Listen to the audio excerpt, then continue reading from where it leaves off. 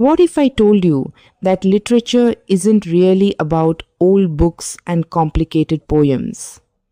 What if it's actually the history of the human soul written down for all time?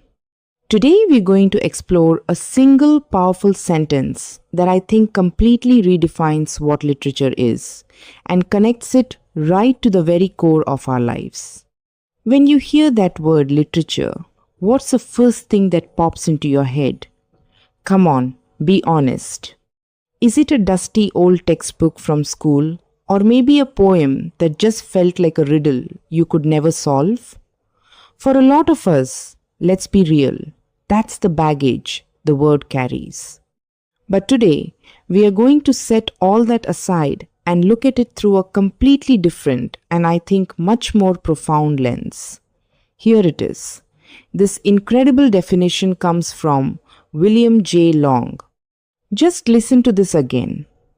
Literature is the written record of man's spirit, the history and the only history of the human soul. Wow. I mean, that's not some dry academic definition, is it? It's emotional, it's beautiful, and it suggests that literature is something way, way bigger than just words on a page. So, let's unpack it together, alright? To really get to the heart of what this means, we're going to break it down into 4 parts. First, we'll tackle this idea of truth and beauty. Then we'll see how literature becomes this record of our spirit. After that, we'll get into how it makes our emotions basically immortal. And finally, we'll dig into that huge claim that literature is the one true history of the soul. Sound good? Let's dive in.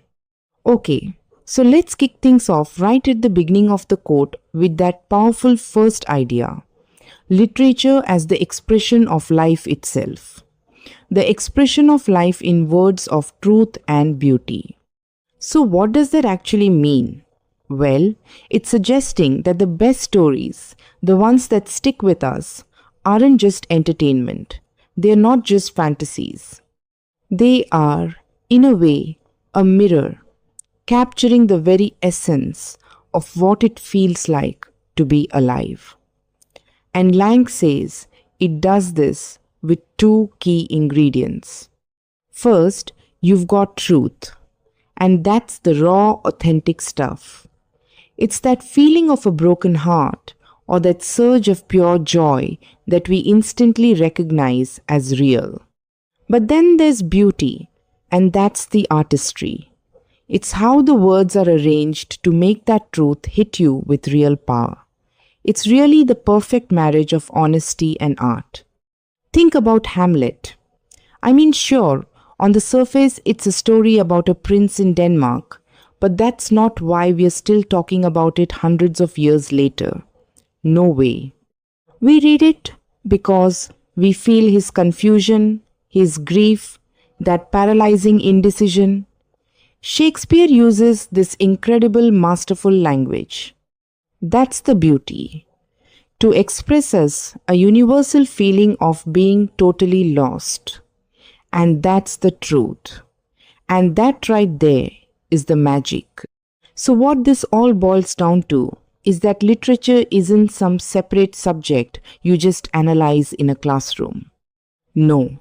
It's a direct reflection of our own lives, our fears, our dreams, our joys, our doubts. You could even say it's our own story, just written down in beautiful words by someone else. Okay, so now the definition takes this really fascinating turn. It moves from the expression of our outer life to the actual documentation of our inner world. It is the written record of man's spirit. See, this takes us a step deeper. It's saying literature isn't just about the things that happen to us, but about what's happening inside of us when they do. So, literature basically becomes a map of our inner landscape. It's where we write down our biggest hopes, our deepest beliefs, all the questions that keep us up at night, and those silent internal conflicts that we all deal with. It's so much more than just facts and events. Here's a really powerful way to think about it. Imagine a diary. You don't just write down, I went to the store, right? You write down how you felt about it, the chaos, the joy, the frustration. In that same way, literature is like the collective diary of all humanity. If literature is the record of our spirit, what exactly is it recording? Well, that's what the third part of this amazing definition clarifies for us. This is where Lang gets super specific. He says, literature records three key things: our thoughts, our emotions, and our aspirations. You can see these three core pieces of our spirit right here. You've got the thoughts, the big ideas that people have wrestled with for centuries. Then the emotions, the love, the fear, the joy that connect all of us, no matter when or where we lived. Finally, the aspirations, the dreams people have chased, the better worlds they've always hoped to build. Just think about this for a second. Picture a poet maybe sitting under a tree 200 years ago, pouring their feelings of love or sorrow onto a page. That person is long gone. Their entire world is gone. But because they wrote it down, we can read their words today and feel that exact same emotion. That's the power we are talking about. Literature makes human feelings immortal. Alright, all of this has been building to the final, and frankly, the most audacious claim in the entire definition. It is the history, and the only history of the human soul. I mean, that's a relatively bold statement, right? The only history? What could he possibly mean by that? Well, let's look at the distinction this way. A history book, it can tell us all about a war, right?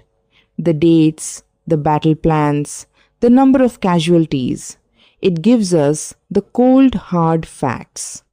But a novel or a poem from that same time that tells us how it felt to be a soldier in that war or a civilian waiting at home, terrified. Literature gives us the emotional truth of what happened. To put it another way, and I love this, history teaches us about the body of civilization, the skeleton of facts and events. But literature teaches us about its soul. Let's just look at that full definition one more time, now with fresh eyes. Literature is the expression of life in words of truth and beauty. It is the written record of man's spirit. It is the history, and the only history of the human soul. Now, each part of that sentence just carries so much more weight, doesn't it? It's not just a definition anymore. It's a whole philosophy of what stories really mean to us as people. So, at the end of the day, the crucial takeaway is this. Literature isn't some dead subject sitting on a shelf. It's a living thing. It is the breathing, ongoing, collective story of who we are, who we've been, and who we hope to become. And now please me one last question for you. If literature really is the history of the human soul, then I'm curious, what book, what poem, what story out there tells the history of your soul? Think about it.